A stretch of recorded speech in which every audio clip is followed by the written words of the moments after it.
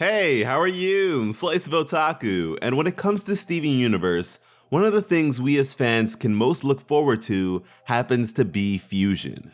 The unveiling of new fusion combinations tend to be coveted moments as they introduce completely new yet familiar characters, as they're a mixture of two or more characters we may already be familiar with. And you know, as much as I look forward to and appreciate receiving new fusions throughout the series, I can't help but feel like we don't really utilize the ones we already have to their full potential that much. And you know, of course I understand that certain fusions are this way for their own particular reasons, like Alexandrite appearances being reserved as a last resort as she's the most powerful fusion currently in the Crystal Gem toolkit. But I feel like in a retrospective sense, as in when we look back on the events of the series, either now or when it's all said and done, we may be unsatisfied in this department. Fusions are easily one of the most intriguing aspects of the series, and one of the reasons for this is what the resultant may tell of the components and their relationships to one another. Throughout the series, Garnet serves to be our most notable fusion icon, and that's because Ruby and Sapphire have been together for thousands of years.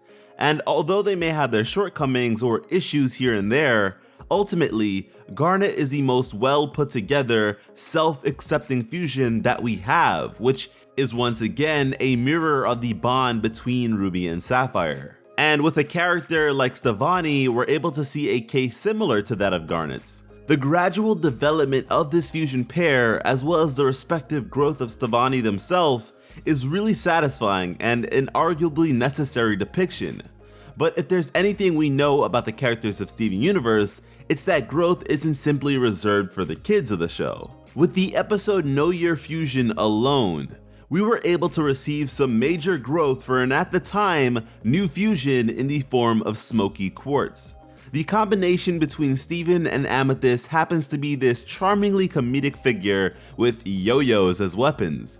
They also happen to be incredibly self-deprecating, as both components possess high levels of insecurity, more so than virtually any other characters in the series, and man, I live for this kind of stuff. You have to recognize that in such a short span of time, we are able to flesh out aspects of this character, this fusion, beyond the surface level, making them even more intriguing. And so with that in mind, it's sort of off-putting that a fusion like Opal, the fusion used to formally introduce us as the audience to the entire concept of fusion, one with an entire song dedicated to the mere idea of them, is still at this point, during season 5, a blank canvas. Like, I remember when I was first getting into the fandom and having typical discussions like, who's your favorite fusion? And in most cases, people would answer me, Opal. And as someone who wasn't with the series from the very beginning, I was a bit surprised by this.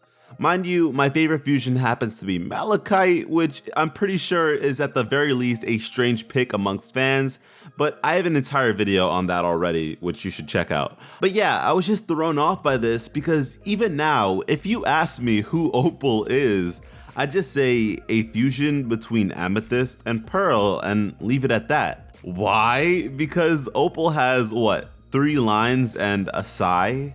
And you know, a part of me understands. I get that fusions like Opal and Sugilite are voiced by musical celebrities, Amy Mann and Nicki Minaj respectively, both of which likely have a bit of a price tag associated with their involvement, as acting doesn't seem to be an active pursuit of theirs at the moment, but another part of me sees that as irresponsible. By tying these fusions to voices that are difficult to readily acquire, you create unnecessary roadblocks for the future, effectively limiting your creative process. And because of this, now we'll see Opal or Sugilite appear with no voice lines, being used as quick tools rather than being recognized to be actual characters, which is an utter shame. Sugilite was depicted to be this hulking mass fixated on power and destruction, one that refused to come undone, consumed by a volatile rage beyond any we've seen before, which debatably includes Yellow Diamond. And this is something we never had the chance to completely explore, as she's more like the opposing force in her debut, which is the only episode she speaks in, with Pearl more so being the focus. And then with Opal, it really feels like robbery just because of how different Amethyst and Pearl are from one another. When depicting Opal to Steven, Amethyst and Pearl hover around her physical power and appearance, but we never really get a taste of what Opal is really like beyond that. At most, we have that she's forgetful of the Heaven Beetle, but that's not much at all. The personalities of Pearl and Amethyst juxtapose one another so much that actually seeing a fusion between them simply exist would probably be really entertaining. Maybe she's really indecisive and is the type to eat pizza with a fork and knife. Maybe she's forgetful of the important things but always remembers the inconsequential to a staggering degree, taking in the fine details so much so that she neglects the task at hand. There's just so much untapped potential here, and when arguing as to why they don't form Opal as often as they used to, Amethyst states that Pearl isn't fun anymore, which I'm sure alludes to a personality shift rooted in Rose's absence, but that just makes me question what Opal may have been like back then. Meanwhile, we don't even know what she's like right now. And if anything, based on the flashbacks that we currently have, Amethyst appeared to be the Steven before Steven for Pearl back in the day, so